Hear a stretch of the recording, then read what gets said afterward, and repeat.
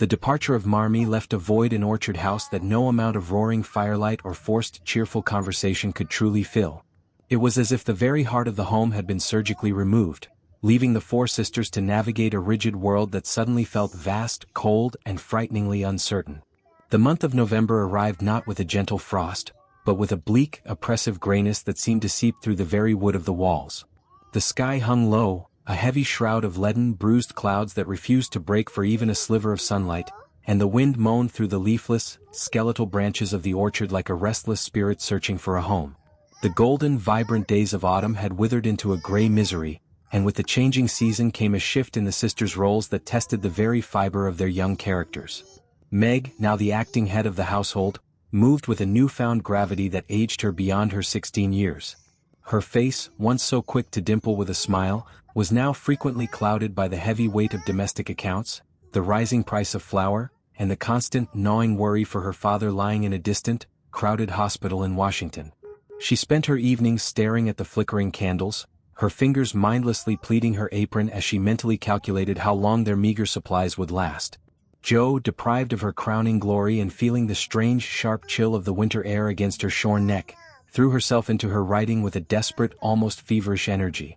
She sat in the attic for hours, her ink-stained fingers trembling with cold, as if she could somehow ink over the suffocating anxiety that threatened to consume her heart. Every scratch of her pen against the parchment was a defiant shout against the silence of the house. Amy, softened by the memory of her near-fatal fall through the river ice, tried her best to be helpful, but her artistic soul often drifted toward the frosted windows. She spent her days watching the swirling, obsidian crows as they circled against the gray horizon, their caws sounding like omens in the stillness. She tried to sketch the winter landscape, but the colors on her palette seemed dull and lifeless, reflecting the somber mood that had settled over Orchard House like a thick layer of dust. But it was Beth, quiet, selfless, and ethereal Beth, who became the silent, invisible anchor of the house. While the others fretted, complained, or lost themselves in dreams of a better future, Beth moved like a shadow of pure mercy through the drafty hallways. She took it upon herself, without a word of praise or a thought of reward, to continue the work Marmee had started.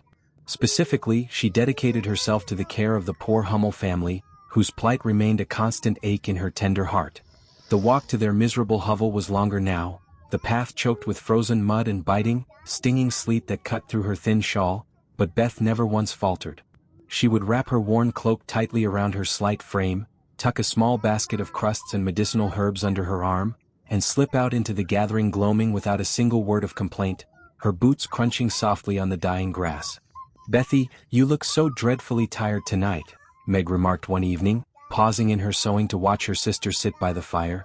The firelight played across Beth's face, but it could not hide the fact that she was unusually flushed, her cheeks a vivid, alarming crimson. Her eyes were bright, possessing a strange, glassy brilliance that made her look like a fragile porcelain doll caught in the throes of a fever dream. "It's just the wind, Meg," Beth replied, her voice a fragile, melodic whisper that seemed to vibrate with a hidden, bone-deep fatigue. "The Hummels are so poorly, you see.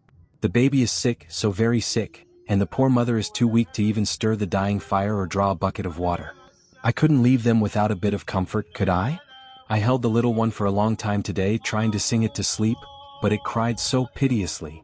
The next morning, the grayness of the outside world seemed to seep directly into the very walls and floorboards of Orchard House. The usual sounds of morning activity, the clatter of pans and the hum of conversation, were replaced by a heavy, expectant silence. Beth did not rise with the sun. When Jo went to wake her, expecting a quiet smile, she found her sister shivering violently under a mountain of heavy blankets, her breath coming in short, ragged gasps that sounded like the tearing of silk. The scarlet flush on her cheeks was no longer the innocent result of a winter wind. It was the cruel mark of a predator that had been lurking in the shadows of the Hummels' cold hut. Scarlet fever, the dreaded, silent scourge of the century, had finally found its way into their sanctuary, and it had chosen the gentlest among them as its victim. The arrival of the town doctor brought a cold, clinical dread into the parlor. He was a man of few words, and his face was a mask of professional concern as he spoke in hushed, somber tones to Meg and Jo. His words fell like heavy stones into a deep, dark well. Beth was to be quarantined immediately. The house was to be split in two, a border of vinegar-soaked sheets, bitter medicines, and whispered warnings. Because Amy had never had the fever and was therefore vulnerable, She was to be sent away to Aunt March's grand, gloomy mansion. To Amy, this prospect was a terror almost equal to the fear for Beth's very life. Aunt March's house was a place of rigid rules, ticking clocks, and a parrot that shrieked at the slightest movement, a far cry from the warmth and freedom of Orchard House. "I won't go. I simply cannot leave her," Amy sobbed, her golden curls damp with salty tears as she clung to the dark wood of the banister, her knuckles white with the strain. "What if she wakes up and calls for me? What if I never see her again?" "You must go, Amy," Jo said, her voice sounding hard and brittle like ice underfoot, though her own eyes were red-rimmed and swollen from a long night of silent, lonely vigil. "If you stay, the fever will surely take you too, and then Marmee would have 2 heartbreaks to carry instead of 1. We have to be soldiers now, Amy. Just like Father told us in his letter. Your battle is at Aunt March's, where you must learn patience and obedience, and our battle is here, by this bed, fighting for every breath Beth takes." The parting was a wretched, heart-wrenching affair. Amy was bundled into the Lawrence carriage, her small, tear-streaked face pressed against the cold glass as she watched the brown, familiar walls of Orchard House recede into the rising mist. Inside the house, the silence became absolute and suffocating. The piano remained closed, its ivory keys gathering dust like a forgotten altar in a deserted cathedral.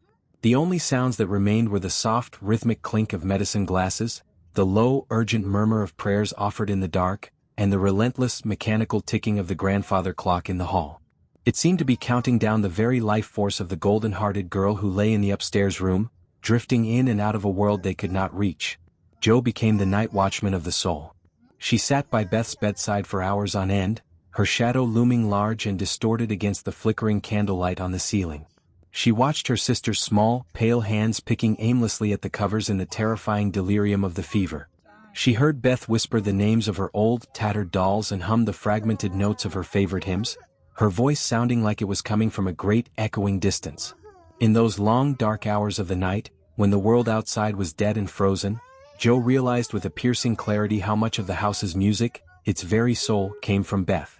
Without her gentle presence, the rooms felt hollowed out, the air tasted of cold ash, and the future looked like a vast, uncharted wilderness of grief and shadow. "Please God, not Beth," Jo whispered into the hollow of her ink-stained palms, her tears falling hot and fast onto the guidebook that sat neglected on the nightstand. "Take my temper, take my pride, take every word I've ever written and scatter them to the winds, but please leave us, Beth. The world is too dark without her light."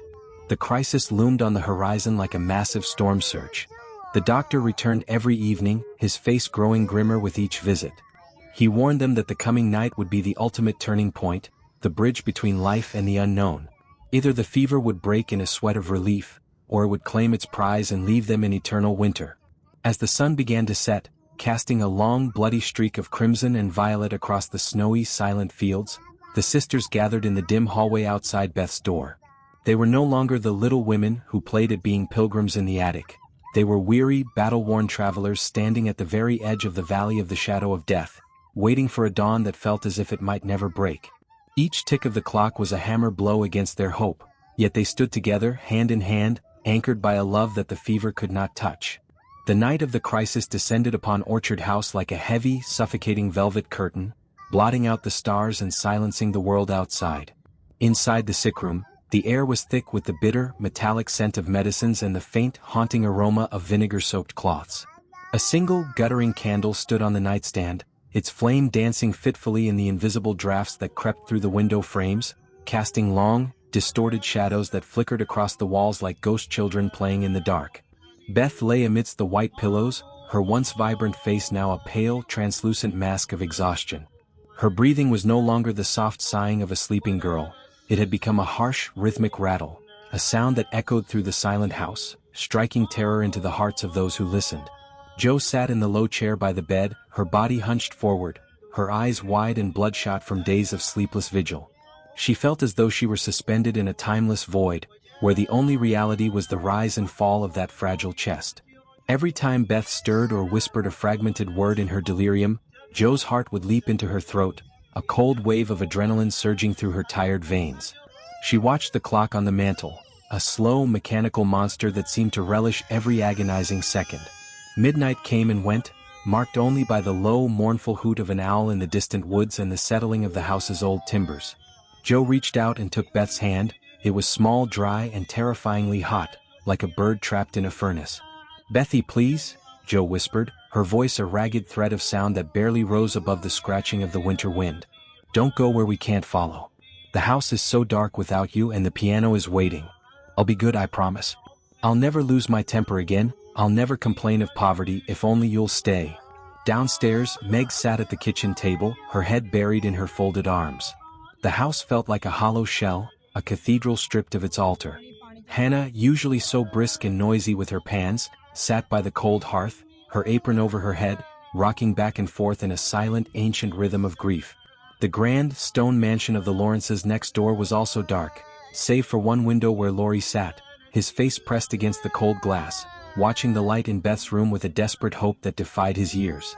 Even the old man, Mr. Lawrence, walked his library floor in the dark, his heart aching for the quiet girl who had brought music back into his lonely life. The hours between midnight and dawn were the longest the sisters had ever known. It was the time when the soul feels most vulnerable, when the shadows seem to possess a weight of their own. Beth's delirium grew more intense. She began to speak of her father, calling out to him as if he were standing at the foot of the bed, her small hands reaching into the empty air. She talked of the celestial city, of the golden gates she saw in her dreams, and of the burdens that were finally falling from her back. Joe listened, her soul shrinking with every word, fearing that her sister was already halfway across the river that separates this world from the next. "Look, Joe," Beth murmured, her eyes half opening, though they saw nothing of the room. "The valley is so green and the water is so clear. Do you hear the singing? It's much better than my old piano. Why are you crying, Joe? The burden is gone, it's so light now." Joe felt a cold sweat break out on her forehead. This was the moment the doctor had warned them about, the moment when the spirit decides whether to stay in the broken vessel of the body or to fly away into the light. She stood up and began to pace the narrow strip of rug, her shadow following her like a dark, relentless twin. She thought of their childhood games, of the Pilgrim's Progress they played in the attic, and she realized that Beth was the only one of them who had truly lived the life of a pilgrim. She had no great sins to conquer, no fierce tempers to tame. She was simply a creature of pure love, and perhaps the world was too harsh a place for such a delicate flower to bloom. As the first faint, ghostly gray of the dawn began to touch the edges of the horizon, a sudden, profound change came over the room. The wind, which had been howling with a primal fury, abruptly died away into a hushed stillness. The harsh, rattling breath in the bed stopped. For one terrifying heartbeat, Joe thought the end had come.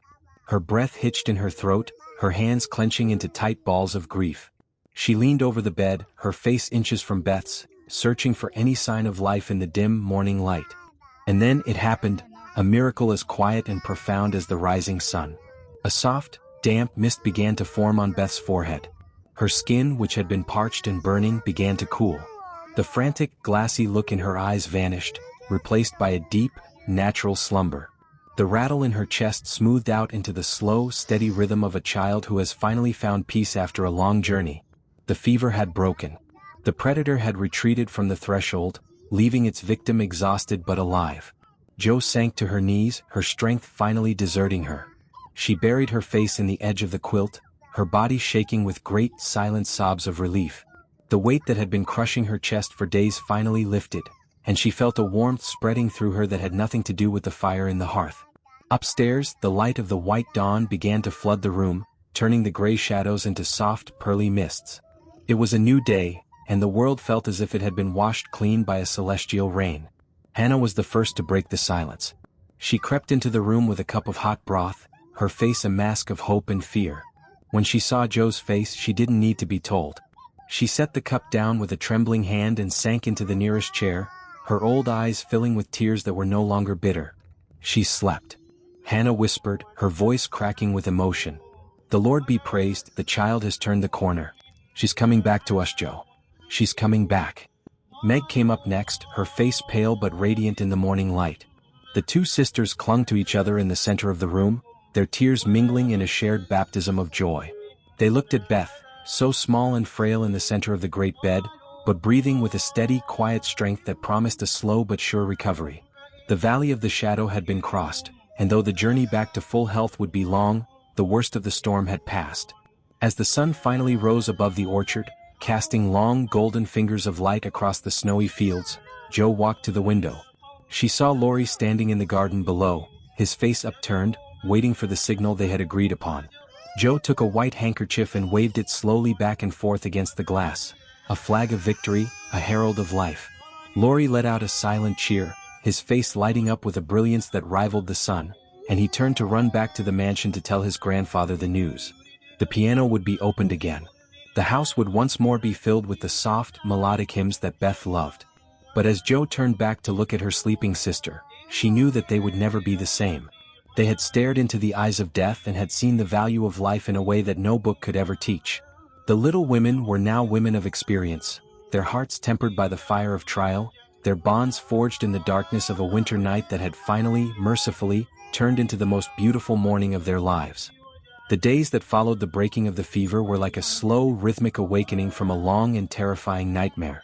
Orchard House, which had been a tomb of silence and medicinal odors, began to breathe again, its wooden lungs expanding with the return of warmth and the soft vibrations of life. The sun, as if sensing the victory over the darkness, seemed to linger longer on the frosted window panes, casting a golden honey-like glow over the rooms where grief had so recently held court. Beth remained in the upstairs room, a fragile, pale lily in a garden of winter snow, but each hour brought a microscopic strengthening of her spirit. Her voice, though still a mere whisper of its former self, began to hum fragments of the tunes she loved, and her eyes, once clouded by the fog of delirium, now followed her sister's with a quiet, observant joy. The most difficult task remained, bringing Amy home. The youngest sister had spent her exile in the cavernous, mahogany halls of Aunt March's mansion, a place where time seemed to stand still in a perpetual state of 18th-century rigidness. To Amy, the news of Beth's recovery was like a pardon for a prisoner on death row. She had spent her days in that gloomy house repenting for every unkind word she had ever spoken and every selfish act she had ever committed. When the Lawrence carriage finally rattled up to the grand stone steps to take her home, she didn't wait for the footman. She scrambled inside, her heart drumming a frantic, happy rhythm against her ribs. The reunion at Orchard House was a symphony of tears and laughter. As Amy burst through the front door, the smell of fresh-baked bread and cedarwood, the true scent of home, enveloped her like a warm cloak. She didn't stop until she reached the sick room, where she threw herself onto the rug by Beth's bed, her golden curls spilling over the white quilt. For a long moment, no words were spoken. The simple act of breathing the same air was enough. The little women were together again, but the ordeal had changed them. They stood in a circle around the bed, Meg with her newfound maternal strength, Joe with her humbled warrior spirit, Amy with her softened, grateful heart, and Beth, the quiet center around which they all revolved. As December deepened and the first true blizzard of the season began to wrap the town in a thick, white silence, a new kind of anticipation began to brew. Letters had arrived from Washington, bringing news that Mr. March was finally out of danger. He was weak, his body ravaged by the hardships of the camp and the fever, but he was alive. Marmee's letters were filled with a quiet, exhausted joy, telling of how he spoke of his girls every hour, and how the thought of the orchard and the brown house kept him fighting for every breath. The sisters decided to make the coming Christmas a celebration that would outshine all the sorrows of the past year. Even with their meager resources, the house began to transform. Joe and Laurie spent hours in the woods, emerging with armfuls of evergreen boughs, holly with berries as red as drops of blood, and pine cones that smelled of the deep, secret heart of the forest. They draped the greenery over the mantels, tucked it behind the pictures, and hung a massive wreath on the front door, a symbol of life's persistence in the face of death. Christmas Eve arrived with a stillness so profound it felt as if the world were waiting for a miracle. The fire roared in the parlor hearth, its orange light dancing over the polished wood and the modest gifts the sisters had prepared for one another. Beth had been carried downstairs for the first time, wrapped in a mountain of shawls and seated in the great armchair like a queen. Her face was thin, and her hands were like translucent porcelain, but the smile she wore was a radiant thing that made the shadows flee to the corners of the room. They sat together, the five of them, for Hannah was there too, her face glowing with a pride she couldn't hide, and the air was thick with a sense of completion. "It's the best Christmas ever, even if we are poor," Joe remarked, her short, jagged hair catching the firelight. She was sitting on the rug, her head resting against Marmee's knee. "We have Beth and we have the news that Father is safe. What more could any pilgrim ask for at the end of a hard road?" Suddenly, a sound interrupted the quiet crackling of the logs. It wasn't the wind, and it wasn't the distant chime of the church bells. It was the sound of a heavy, slow step on the porch outside, a step that was halting, uneven, but strangely familiar. Then the sound of a key fumbling in the lock. The room became so silent you could hear the heartbeat of the kitten on the rug. The door creaked open, admitting a swirl of cold, crystalline snow and the biting night air. Standing in the doorway, supported by a sturdy cane and wrapped in a tattered blue military cloak, was a man. He was thin, his face lined with the deep furrows of pain and time, his hair whiter than they remembered. But his eyes, those kind scholarly eyes, were unmistakable. It was Father. A cry that was half sob and half cheer broke from the sisters.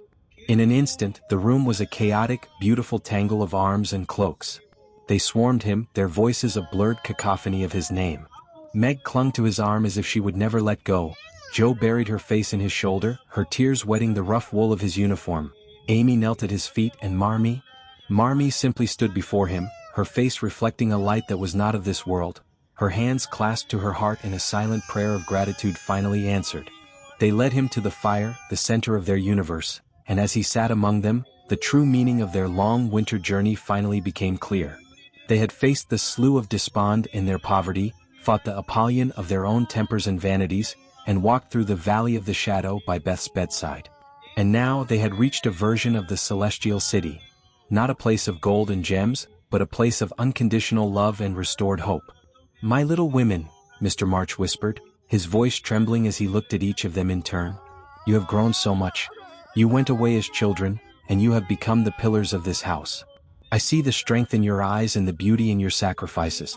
The war was long and the path was dark, but the light I saw in my dreams was always this room and these faces." That night, the music that Beth played on the piano was not a hymn of sorrow, but a song of triumph. The notes drifted out of the house, across the snowy orchard, and over the fence to where Laurie stood watching the glowing windows. The year of the shadow was over. The circle was unbroken.